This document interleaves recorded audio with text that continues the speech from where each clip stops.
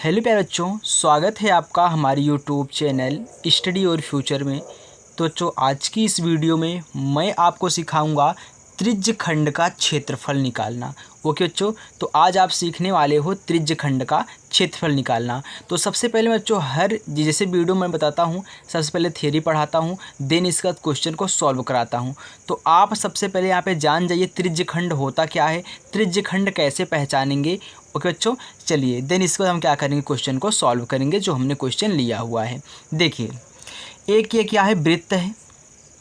वृत्त में जो त्रिज्य खंड होता है वह त्रिज्याओं द्वारा कटा हुआ खंड होता है। ओके, यानी कि ये दोनों क्या हैं, ये दोनों क्या हैं, त्रिज्याएं हैं। क्या हैं, दोनों त्रिज्याएं हैं और त्रिज्याओं द्वारा एक खंड कटा हुआ है चाप लगा करके। यहाँ पे देखोगे, यहाँ से यहाँ तक एक चाप लगा है और ये त्रिज्याओं द्वारा क्या है, खंडित है, यानी कि खंड किया गया है। अगर मैं इसको पकड़ के ऐसे निकाल लूँ तो कुछ इस प्रकार से बनेगा। ऐसे देखिए, कुछ इस प्रकार से बनेगा, ऐसे ऐसे बनेगा। ओके, यानी कि ए ओ है होगा, ए होगा, ए बी होगा। अगर मैं इसको यहाँ से निकाल लूँ, यही क्या है, त्रिज्याओं द्वारा कटा हुआ क्या है, खंड है। ओके, फिर ध्यान दीजिए, यहाँ पे जो ओ ए बी है, ये क्या है, लघु त्रिज्य खंड है, यानी कि त्रिज्याओं द्वारा कटा हुआ खंड है, क्या है, लघु त्रिज्य खंड है। अगर मैं इस पूरे एरिया की बात करूँ, ये पूरा एरिया होता है जो दीर्घ वृत्त खंड, सॉरी दीर्घ त्रिज्य खंड होता है।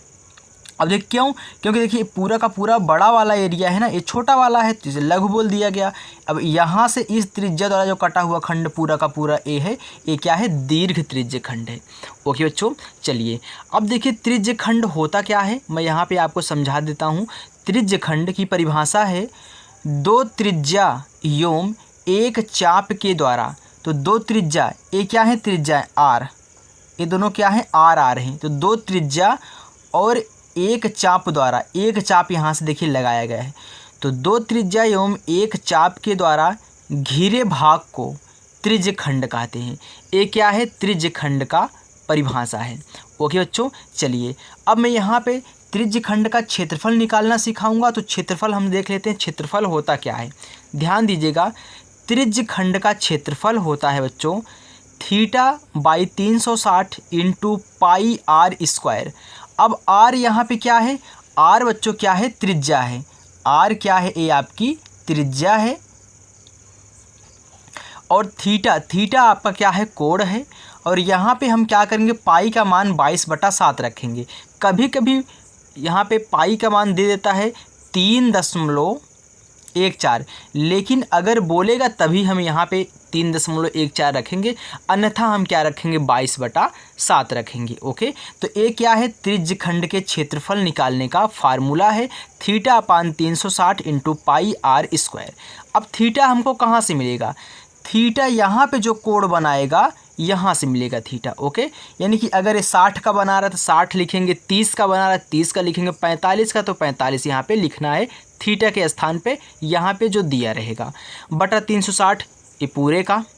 फिर इंटू पाई का मान हम रखेंगे 22/7। आर हमारा कहाँ से मिलेगा, ये जो हमारी त्रिज्या होगी यही हमारी क्या होती है बच्चों, आर होती है। ओके, चलिए अब देखिए यहाँ पे हमने एक क्वेश्चन लिया हुआ है। एक वृत्त है, वृत्त का जो यहाँ पे त्रिज्य खंड है, त्रिज्य खंड के बीच जो कोण बन रहा है वह कितना डिग्री का बच्चों, 30 डिग्री का है। तो ए ओ बी जो यहाँ पे त्रिज्य खंड का क्षेत्रफल हम निकालेंगे, यहीं ओ ए और बी निकालेंगे, या फिर आप ए ओ बी भी बोल सकते हैं। तो इतने एरिया का हमको क्या कहना है, यहाँ पे क्षेत्रफल निकालना है। तो इसी का फार्मूला होता है θ/360 इंटू पाई आर स्क्वायर। चलिए देखिए, त्रिज्य खंड का क्षेत्रफल, त्रिज्य खंड का क्षेत्रफल फार्मूला क्या होता है बच्चों, θ/360 इंटू पाई आर स्क्वायर। अब देखिए यहाँ पे थीटा के स्थान पे क्या दिया है, थीटा के स्थान पे हमको 30 डिग्री दिया है। तो हम क्या करेंगे, थीटा के स्थान पे 30 डिग्री रख देंगे। तो यहाँ पे 30 डिग्री रखना है, बटा कहना आपको, फिर 360 रखना है। तो 360 हो गया, फिर गुने पाई का मान हमने बताया था कि आपको 22/7 रखना है, तो आप यहाँ पे पाई का मान 22/7 रखेंगे। अगर आपसे बोलेगा आप 3.14 रखिए तो आप 3.14 रखेंगे, अन्यथा 22 आपको 7 रखना है।